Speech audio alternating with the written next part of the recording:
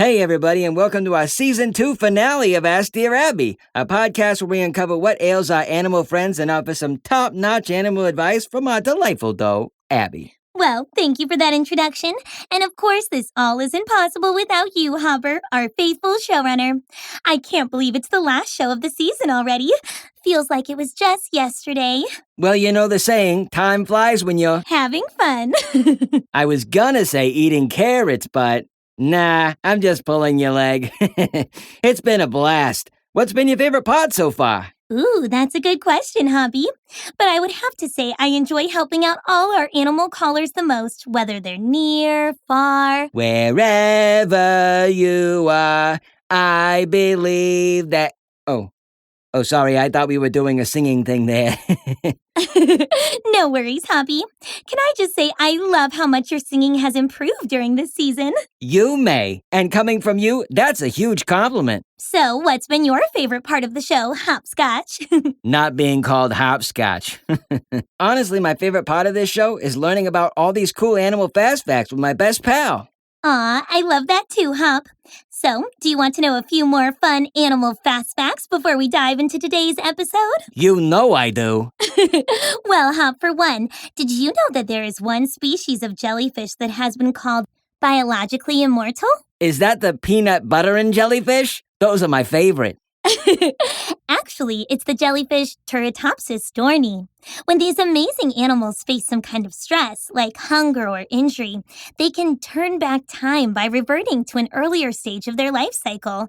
It'd kind of be like a butterfly turning back into a caterpillar, or a frog becoming a tadpole again. Oh, kind of like the Benjamin Bulldog movie where he aged backward from a dog to a pup. Yeah, kind of. Hey, here's another fast fact for you. Did you know that octopuses have 3 hearts? 2 of those hearts are used to pump blood to their gills, while the third brings blood to the rest of their body. Wow, they sound like very hardy creatures. And if that wasn't cool enough, octopuses also have 9 brains. 9 brains? According to Trevor the turkey, they'd be considered wicked smart. Those are some great animal fast facts, Abby. Now, let's see what kind of fun things our animal friends are getting into this week. It's time for the neighborhood news. The Hope Habitat Zoo and Aquarium is getting prepared for their annual 4th of July Animal Parade. Ooh, that is one of my favorite events. All the food, fireworks, and friends a deer could ask for. That is a plus for sure. However, this year is even more special. How so? It's special because this year, we get to ride in an Ask Dear Abby float at the start of the whole parade. What? Wait, really? It's been a dream of mine to ride in the 4th of July parade ever since I was a little fawn. I'm so happy. Me too. And a few of our friends from the show will also be coming down to be in the parade, like Ellie with the cool LED jump rope float design and Sylvia with her special float that sprays her perfume Escargot No. 4. Ooh, that sounds like a fun lineup. I wonder what the entertainment will be. Wait a minute. You know something. Wait, are you? Yep. Reginald and the Gentleman's Rendition and the Do-Re-Mi's will be opening for Gerald's band, the Hot Spots. Also, I hear that Desiree will have a booth set up for making tasty chemistry creations for the Cubs and Kits. And our friend Otto will be manning the dunk tank. Well, I am definitely getting a front row seat to that concert. And then we end the night with the most beautiful firework display courtesy of Mortimer Tortoise and his Tortoise and Flare fireworks. Aw, Morty is so wonderful for doing that. I can't wait. Me neither. Well, Abs, I think that does it for the neighborhood news. Oh, and look at that. We've got a couple of callers who'd like to hear some helpful news on their daily blues. Excellent. I love lending a helping hoof to those in need. So, who are we speaking to first? I gotta say I'm pretty excited about this first caller because I've been dying for you to meet her, Abs. And now that we're official, here's the best trainer at Hoppin Fitness and my girlfriend, Ruth the kangaroo. Oh, Ruth. Wait, so it's official now. Boyfriend and girlfriend. Wow, that's so exciting. So is Ruth calling in with a problem that she wants to talk about, or... Oh, right, of course.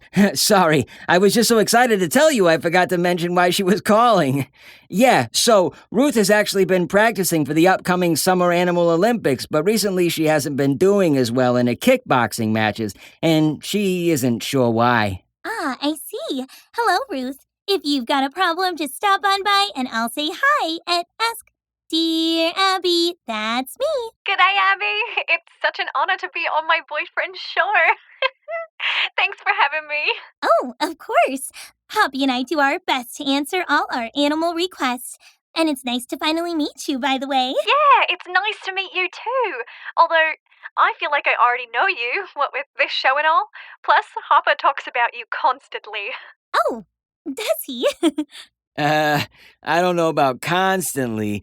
I mean, with Abs and I being such good friends and co-hosts of the show, it's kind of hard not to talk about her. Right, of course. That makes sense. Hopefully he only says good things about me. Unfortunately, yes. Wait, unfortunately? Yeah, so Abby, the reason that I'm calling is because, like Hopper said, the 2021 Summer Animal Olympics are right round the corner, and I'm going to be competing in the kickboxing tournament, and I've been practicing for months. Everything was going great until just recently when I started losing all my practice matches. I have no idea what's gotten into me. I've never struggled this much in the ring. It's like, no matter how hard I try, I'm just off my game. Oh my. Well, Ruth, first let me start off by saying congrats on qualifying for the Animal Olympics. That's an amazing achievement. Hopper also mentioned recently that you've become one of the lead trainers over at Hoppin Fitness. You must certainly have a passion for being on the move. You've got that right, Abby. Hoppin Fitness has done loads of good for me. It showed me my love of kickboxing and it brought me to Hopper. I was so glad when I finally met someone who loves the gym as much as I do. Practically all of our dates have been at Hoppin Fitness. Oh, wow. Hoppy, I didn't realize that fitness had become your passion. Here I thought it was just a hobby of yours. Well, Oh no, Hoppy loves the gym. I bring him with me to Hoppin Fitness like 3 times a day. Wait, did you say hobby? you know what? Time is just flying by and we've still got to give Ruth some advice on a problem. Right, of course. So, Ruth, you said that you had been performing really well in your kickboxing matches. Out of curiosity, has anything happened recently that might be affecting your skills? I'm sure that with the Animal Olympics coming up, you might be feeling a lot of pressure or stress. Or no, not at all. I never get stressed. I live for this kind of thing. The adrenaline rush of preparing for a big competition, it's my favorite. Oh, um, well, if it's not a mental stress that's affecting you, perhaps it's a physical issue? I imagine that with all of your training and matches, you might get muscle strains and aches sometimes. Have you had any injuries recently? Well, I mean, now that you mention it, a few weeks back I did have a fall on my tail that didn't feel too good. But it didn't seem serious, so I just hopped it off, as they say. My tail's been a little tender since then, but it's pretty minor, so I haven't really given it another thought. I see. I'm glad that the pain from your fall wasn't severe, but I am a little concerned to hear that you've had some ongoing tenderness, especially with how important your tail is to your movement. How important my tail is? What do you mean? I know that a kangaroo's tail is impressive and all, but I've never really considered it being important when it comes to things like kickboxing. It is just a tail after all. Well, actually, it's much more than just a tail. In addition to a kangaroo's tail being large and very muscular, it also serves some incredibly important purposes. Scientists previously thought that a kangaroo's tail merely helps support and balance the kangaroo, which it does too. But more recently, scientists discovered that the tail actually propels the kangaroo forward with as much force as its front and hind legs combined. You don't say! I do say. In fact, scientists took slow motion recordings of kangaroos to uncover this truth. They found that kangaroos plant their tails on the ground in sequence prior to their hind legs, pushing them forward. This means that the tail is crucial in getting kangaroos to greater speeds. Speaking of speed, kangaroos can reach speeds of about 40 miles per hour. Once they achieve those high speeds, that's when a kangaroo's tail becomes more about balance. The tail will be raised high to balance the kangaroo while it is moving that quickly, preventing it from falling forward too far. Huh, that's pretty cool, Abby. I didn't realize that my tail was so important for speed. But I guess I'm still confused how my tail could affect my kickboxing so much. I mean, I'm not going for long runs when I kickbox. Yeah, long runs are more my speed. Move over, tortoises. Great point, Ruth. A kangaroo's movement is actually very unique to other animals because a kangaroo uses a much larger amount of energy when moving at slow speeds compared to when it's moving at full speed. So I think that kickboxing is exactly when you need your tail the most. Not only is your tail acting as another leg, but kangaroos will also sometimes balance on their tail completely in order to kick another kangaroo.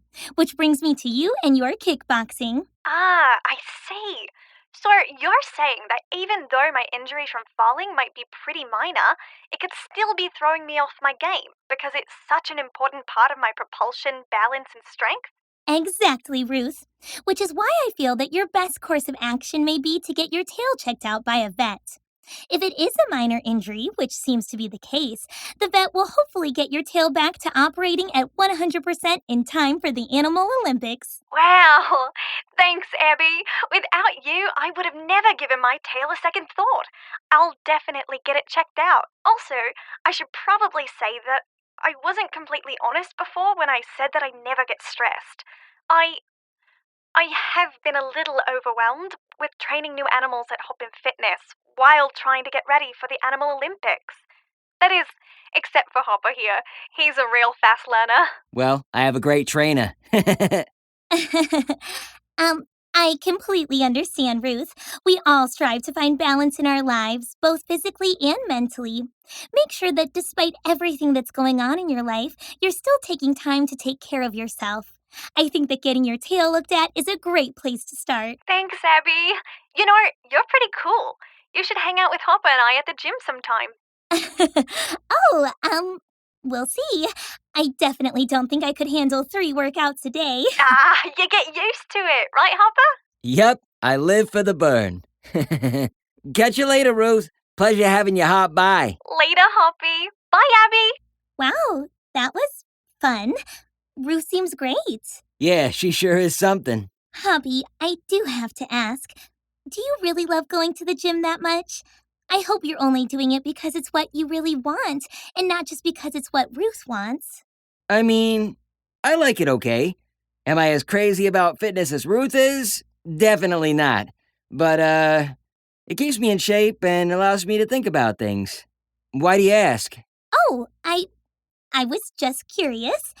I just want to make sure that Ruth likes you for who you are, because who you are is perfect. I'm just looking out for Hoppy. Well, thanks, Abs. I appreciate that. I think you're perfect, just the way you are, too. And now I think it's time to hop on over to our next caller. It's a little kid named Bertram who's struggling with others teasing him at school. Wait, a kid? Like a human?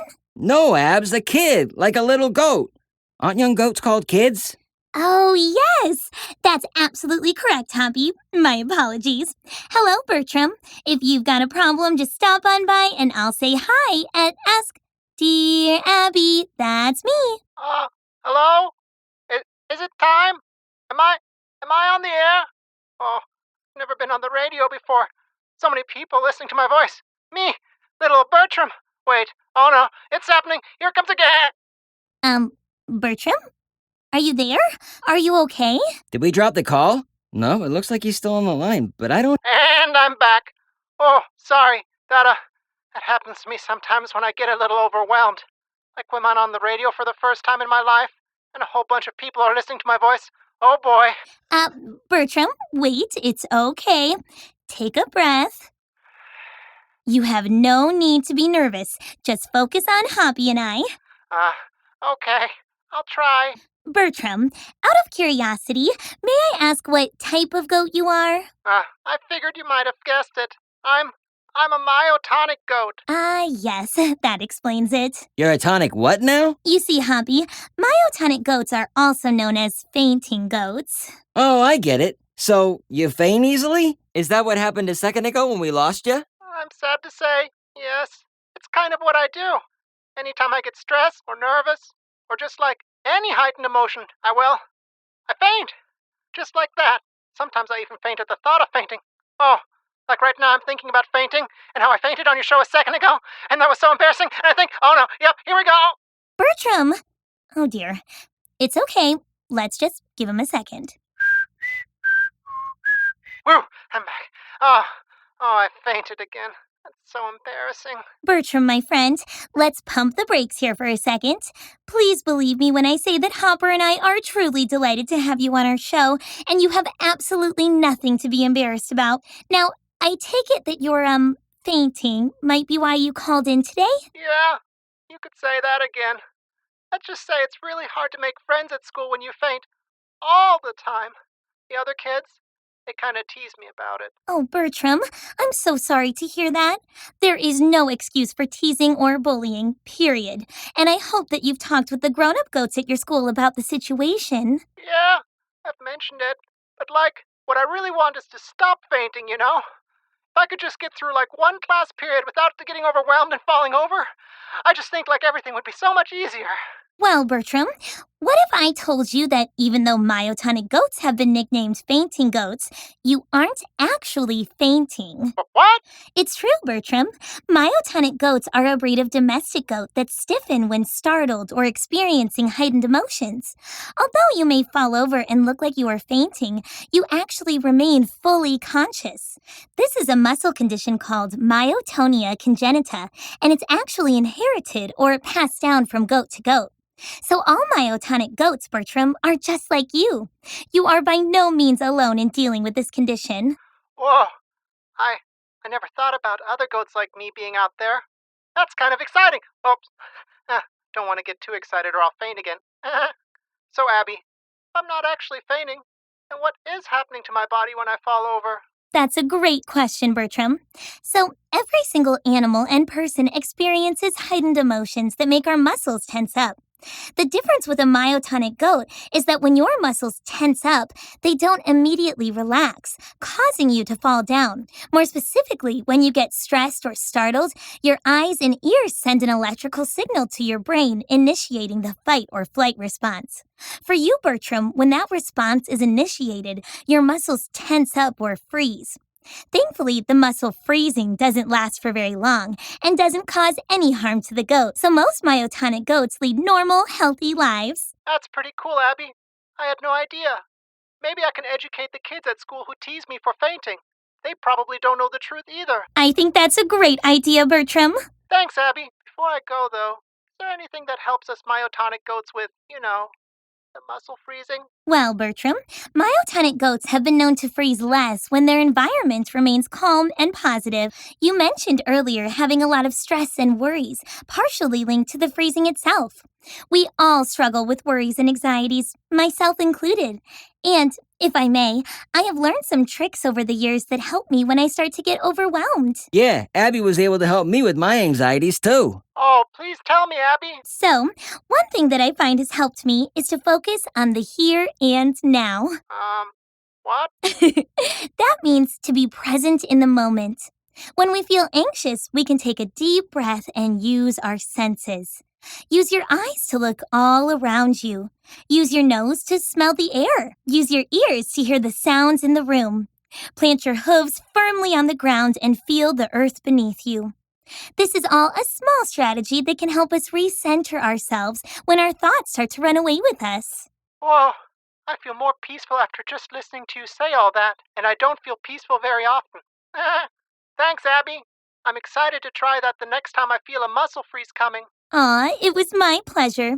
Take care, Bertram. Call us back anytime, friend. I will. Goodbye. Aw, what a nice kid. Literally. Hey, Abs, before we go to commercial break, having Ruth on here got me thinking. I haven't asked how things are going with you and old Schmandorf. Ahem. I mean Gandalf. Oh, you know. I don't know, Abs. That's why I asked.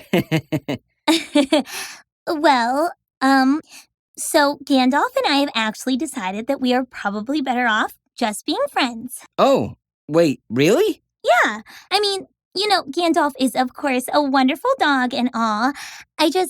Sometimes animals work better as friends, and that's totally okay. Absolutely. I think that's great. I mean, not that you and Gandalf aren't dating anymore. I just mean, well, I'm glad that you guys are friends.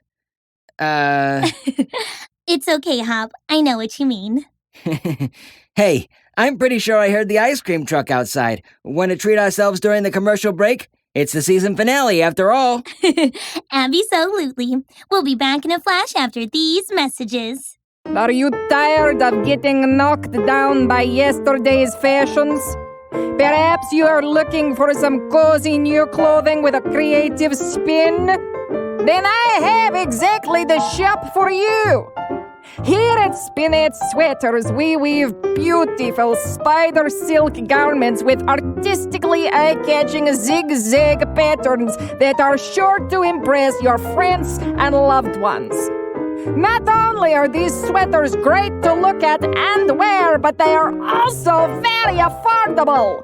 For every purchase, a percentage of the proceeds will go to the Giving Garden Relief Fund to support local gardeners.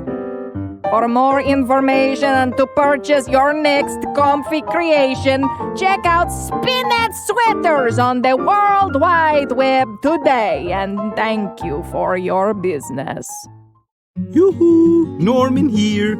You might remember me from the show Ask Dear Abby, where I was looking for love. Well, I'm pleased to say that I did in fact find love, and it's all because of this dating app I tried called Veiling for Love. It's a cool application on your cell phone where you set up a profile and in minutes you get matched with other animals. Also, it specifically caters its choices to your interests, so there's no swiping necessary, which can be pretty difficult for me to do as a narwhal.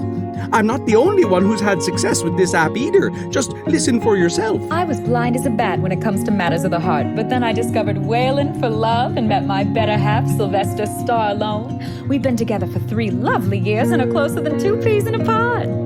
So, if you're looking for love in all the wrong places, download Veiling for Love in the App Store today and let those waves of matches roll in. And we're back, and I hope y'all are still listening with those rabbit ears of yours. As some of you know, and for those of you who don't, this is the part of the show where we bring in some furry, flying, fantastic animal friends of ours to answer your animal inquiries. We've been asking all of you at home to send us your questions about a certain animal topic.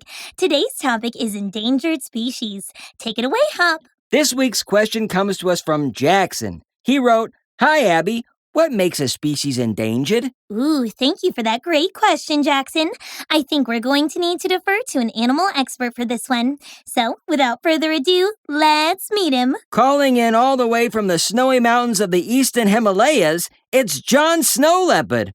Oh, sorry, John the Snow Leopard. Hello, Abby. Hello, Hopper. Nice to speak with you both. Aw, it's nice to speak with you as well, John. Thank you so much for letting us call you up. I'm surprised you even get phone reception so high up in the mountains. It can get kind of lonely up here in the mountains, keeping watch over the snowy landscapes and the cold night air. But I actually have a booster connected to my router that gives me legendary reception, so that's a plus. Gotta love those felines at Comcats. Oh, you get Comcats too? Yeah, Bob the Bobcat was telling me how perfect his reception was the other day. Aw, Bob. It's funny that you mention him, Hubby, because I actually remember Bob talking about snow leopards when we interviewed him a little while back. What? A bobcat? Talked about me? Oh, well, not you specifically, but Bob was teaching us all about big cats, and he expressed some jealousy that snow leopards are still classified as big cats despite being unable to roar. A bobcat was jealous of me? Why any animal would be jealous of me is far beyond my wildest understandings.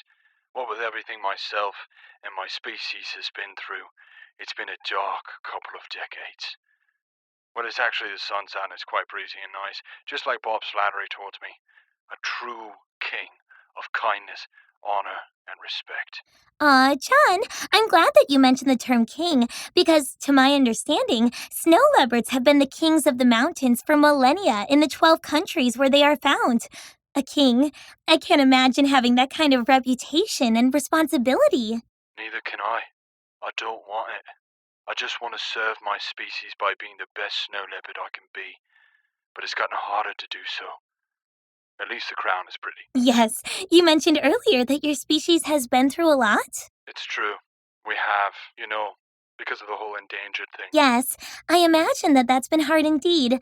I know that snow leopards have been struggling with endangerment since 1972, which brings us to our friend Jackson's question. John, what exactly does make a species endangered?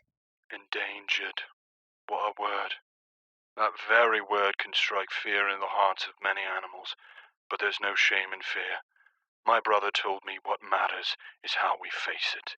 But for a more literal definition of the word endangered, we have to start with the basics. There are millions of species on our planet with new species being discovered constantly. Scientists like to track how these species are doing, so they will research the answers to many questions like, is the species habitat shrinking? And if so, how quickly? How many individuals are there within that specific species? Is that number dropping? What threats do the species face, and is anything being done to counteract those threats? And so on. In the game of endangerment, you either win or you don't get any carrot cake. Give me an honorable slice of carrot cake rather than an ambitious one, and I'll sleep more easily by night. What? Scientists have put species into categories to create an evaluation of life on Earth. A species falls into one of 8 categories: least concern, near threatened, vulnerable, endangered, critically endangered, extinct in the wild, extinct, and data deficient. So, to answer Jackson's query, what makes a species endangered is if scientists collect enough data to put them in the categories of vulnerable, endangered, or critically endangered. In other words, a high risk of extinction, a very high risk, or an extremely high risk. Wow, that's fascinating, John.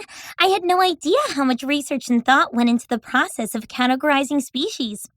Now that we understand a little bit more about endangerment, I wanted to ask more specifically about you. Which of these 8 categories do snow leopards fall into? The only time a snow leopard can be brave is when he is in danger. Is it just me or does this guy speak in metaphors? Either way, that's some deep stuff right there. But to answer your question, I do actually have some good news to share. You see, for a long time, our snow leopards were in that endangered or very high risk category. This was a result of habitat loss, loss of prey or food, and illegal hunting. Dark times, you see. Dark times. I can imagine so. Wait, I'm lost again. What part of that was good news? Even in the darkest nights, a star may shine through. You see, in the year 2016, scientists actually moved us from the endangered group to the vulnerable group. Now, don't get me wrong, vulnerable still means high risk, but it's nice to know that people are trying to make a difference and help us out. Yes.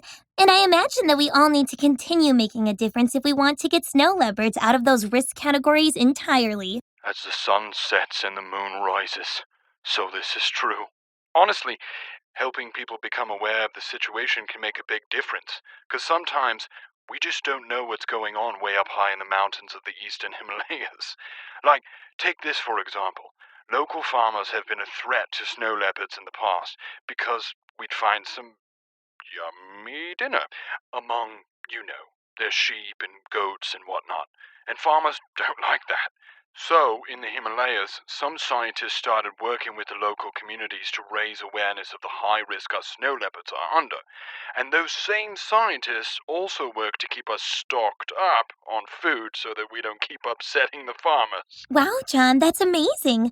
It sounds like small things can make a big difference sometimes, like sharing information we've learned about animals with others, which is exactly what you did for all of us today, John. We truly cannot thank you enough for enlightening us about your incredible snow leopard self and some of the struggles that you faced. I know that today you made a difference for me. Me too, pal. Or should I say, king of the mountain? I don't want it. Actually, to be honest, I do want it. Like I said, it's a nice crown. Goodbye for now, Hopper and Abby. My queen. Queen? I don't know, but I'll take it as a compliment. Okay. Wow, Abs, I can't believe that was our last caller for season 2. It's amazing how time flies when you're learning so much animal knowledge and hanging with your best pal, Abby, of course. You can say that again. I sure am grateful to be on this amazing animal adventure with you, Hobby. Let's just start season 3 right now. I'm ready. But Abs, we got some vacations planned, remember? We promised Ginger Snap we'd catch a next big jumping competition. I know you're right. But listeners, don't fear because we will be back before you know it with more episodes, more guests, and more fun. And in the meantime, our listeners can go to our website, www.askdearabby.com, where soon they'll be able to submit questions for season 3. Remember, boys and girls, by submitting a question, you just might get your question answered by an animal expert on our show. That's right, Hoppy. Not only that, but listeners can also follow us on Facebook, Instagram, and Twitter for more fun as we count down to Season 3. Well, that concludes our final episode of Ask Dear Abby Season 2. But before we go, Abby would like to give you, the listeners, a few words of wisdom. Take it away, Abs. Thanks, Hoppy. We sure did learn an awful lot today. In the spirit of our new friends, Ruth, Bertram, and John, let me leave you all with this. Everyone, animals and humans alike, deal with stress and anxiety. Sometimes our anxiety gets so heightened that we can struggle with day-to-day activities and we get thrown off our game. Our friend Ruth was struggling with balancing her work life as a fitness instructor and her competitive life as a kickboxer, which threw her off balance both literally and figuratively. Once she understood that her tarnished tail might be the cause of her turmoil and agreed to get it looked at, she felt confident to move forward in her interests and take home the gold. Our friend Bertram was letting his anxiety get the better of him, which then turned him into a frozen, fainting shell of stress. Once we encouraged him to center himself and to pay attention to the positivity of his surroundings, he was able to embrace his insecurities and face the world without fear. Lastly, our friend John was dealing with anxiety about the dwindling numbers of his fellow snow leopards and other endangered species. However, he was able to make a difference on our show today by raising awareness so that our endangered friends can hopefully grow and thrive once more. Let's be like John and always look for even small ways to make a difference. Thanks again for listening, and as always, if you've got a problem, just stop on by and I'll say hi at Ask Dear Abby. Bye-bye now.